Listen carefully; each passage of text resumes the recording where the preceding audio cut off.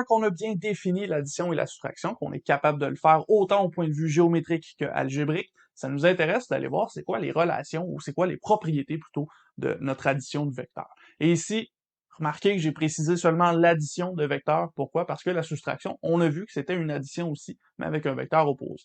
Donc, on va seulement parler de l'addition, on n'a pas besoin de parler de la soustraction.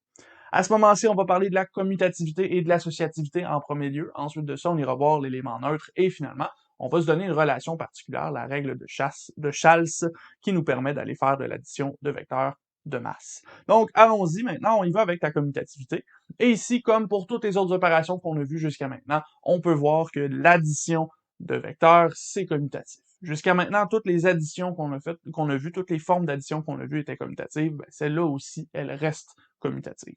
Ce que ça veut dire, c'est que le vecteur U plus le vecteur V, c'est la même chose que V plus U. Dans ce cas-ci, on a représenté ça avec le schéma suivant. Imaginez qu'on commence par U et qu'ensuite, on va faire V. Ben ici, on va obtenir U plus V. Mais si on faisait V en premier et U par la suite, remarquez que ça forme pas mal le parallélogramme qu'on s'était donné à la méthode du parallélogramme. C'est exactement pour ça que c'est commutatif. En fait, le parallélogramme montre directement la commutativité. Si on part par V, puis ensuite par U, on obtient exactement le même vecteur dans ce cas-ci. Donc ici, c'est commutatif au point de vue de l'addition. Ensuite, pour l'associativité, encore une fois, comme l'addition dans toutes nos autres opérations était associative, ben ici, c'est le même principe. Donc, U plus V, entre parenthèses, plus le vecteur W, c'est la même chose que U plus, entre parenthèses, V plus W. Donc, on peut additionner des vecteurs par partie, ensuite on les additionne au complet, ça reste la même chose. Dans notre dernière vidéo, à notre dernier exemple, on avait même additionné V plus W déjà ensemble, puis ensuite on l'a additionné à U. Donc j'ai utilisé l'associativité sans vous le dire, et ici maintenant on définit ça. On peut représenter ça graphiquement aussi, c'est facile à vérifier ça avec la preuve visuelle, donc si jamais je faisais U plus V plus W, je peux résumer U plus V comme étant le vecteur résultant ici en bleu, et à ce moment-ci, ben, vecteur résultant en bleu plus le W, ça va me donner E, U plus V plus W certainement. De l'autre façon, si j'ai V plus W que je résume comme étant V plus W vecteur résultant, je le mets au bout de U, ben ça va arriver à la même place que le W à la fin, donc on va encore obtenir U plus V plus W.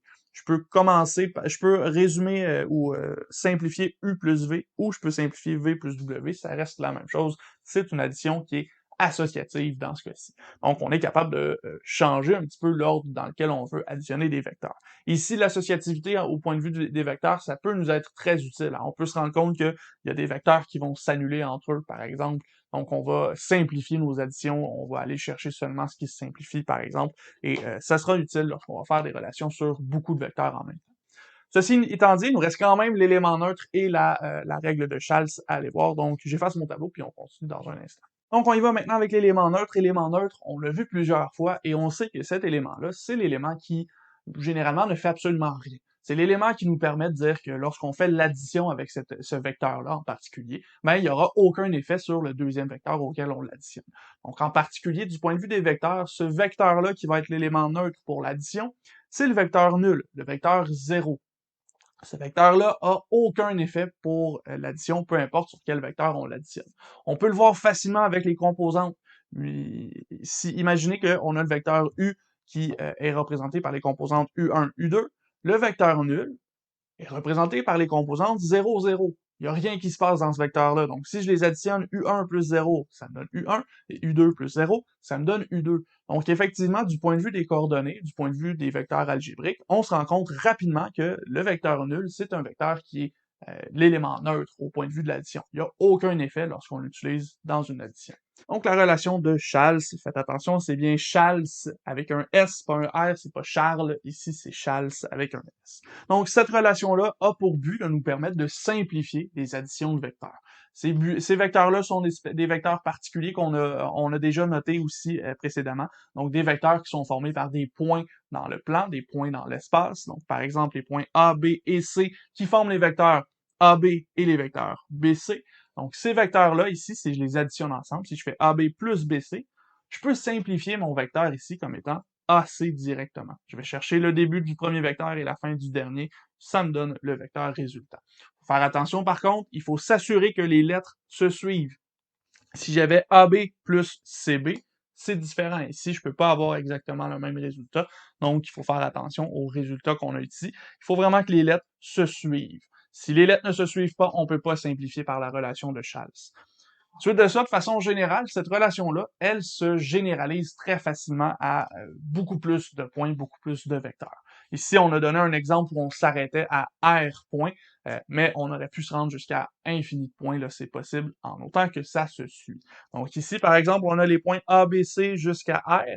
À ce moment-ci, les vecteurs AB plus BC plus CD plus etc. comme ça jusqu'à plus QR. Ici, on peut les simplifier en autant que les lettres se suivent encore une fois au vecteur A jusqu'à R, donc le vecteur AR directement. Ça, c'est une relation qui va être super efficace lorsqu'on va vouloir faire des simplifications de vecteurs. On va pouvoir se rendre compte qu'il y a certains vecteurs qui s'en vont dans le même sens, donc on peut peut-être les simplifier. Il y en a qui sont opposés, on peut peut-être les simplifier aussi. Donc on va voir ça du point de vue de la simplification. On fait un exemple, ensuite de ça, on aura fait le tour des propriétés, donc on aura fait le tour de l'addition et de la soustraction, et on pourra se rendre vers la multiplication avec un scalaire. Donc, on y va avec l'exemple suivant ici. Notre but, c'est d'utiliser la relation de Chasles pour pouvoir simplifier des trucs, mais aussi d'utiliser les autres propriétés qu'on s'est données. Donc, on va simplifier cette expression-là. Donc, ça, c'est une grosse opération sur des vecteurs. On a une soustraction, deux additions. Donc, notamment ici, la soustraction, il va falloir changer ça pour une addition. On sait que on veut utiliser seulement des additions et non des soustractions. Donc ici, il va falloir qu'on change un petit peu les opérations. Donc, la première chose qu'on va faire ici, premièrement, là, c'est d'aller changer notre moins FD pour un plus quelque chose, plus FC, plus DA. Donc là, ici, FD, si on veut faire un plus, on a besoin de son vecteur opposé. C'est ce qu'on a mentionné au départ. Donc, si je veux le vecteur opposé de FD ici, comment est-ce que je le fais? Parce que là, j'ai pas de coordonnées, j'ai rien non plus dans un graphique. Donc, tout ce que je sais, c'est que ça part du point F et que ça se rend jusqu'au point D. Maintenant, je sais que la distance entre le point F et le point D, c'est la norme de ce vecteur-là. Je vais avoir un vecteur qui est de cette norme-là, mais qui est dans le sens opposé. La chose la plus simple à faire ici, c'est de partir de D et de finir à F. Plutôt que de faire FD, on va faire DF, ça va faire la même chose et ça va devenir une addition. Donc, on additionne le vecteur DF. On a encore les mêmes deux points qui déterminent le vecteur et la distance entre ces deux points-là reste la norme. La seule chose qui change, c'est qu'on est parti de D vers F, donc on fait le sens contraire de ce qu'on avait initialement. À ce moment-ci, ce qui m'a permis d'avoir ce résultat-là, c'est le vecteur opposé. Donc, j'indique là, ici à côté, c'est quoi les modifications que j'ai faites sur mon expression pour que vous puissiez suivre facilement. À ce moment-ci, AD plus DF plus FC plus DA. Je vois que j'ai AD et que j'ai DA. Je vois que j'ai DF, j'ai FC. Je pourrais essayer de regrouper ça ensemble. Donc, je pourrais essayer de réécrire ça à partir de ma commutativité. Donc, je vais avoir AD plus DA. Et ensuite de ça, je vais avoir DF plus FC. Donc, à ce moment-ci, j'ai utilisé la commutativité.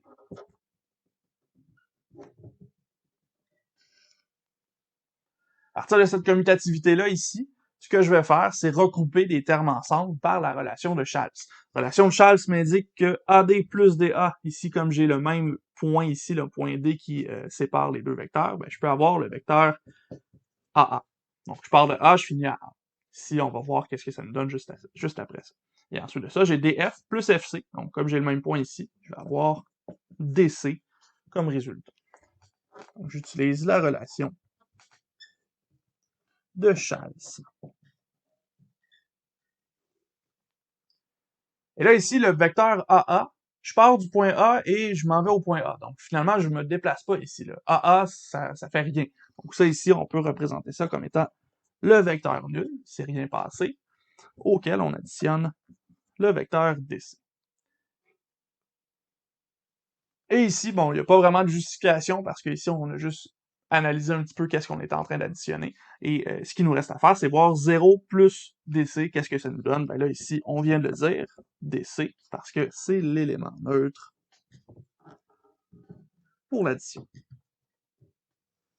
Donc, finalement, ce qu'on découvre à la toute fin, c'est que l'expression AD moins FD plus FC plus DA, ça correspond tout simplement au vecteur DC.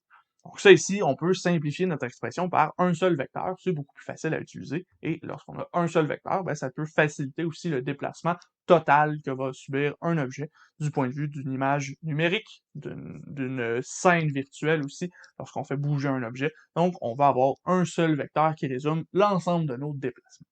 Ceci étant dit, avec cet exemple-là, on vient de voir qu'est-ce qu'on peut faire avec des propriétés. Donc, on est capable de simplifier des expressions. Ça fait le tour de ce que j'avais à vous dire sur l'addition et soustraction.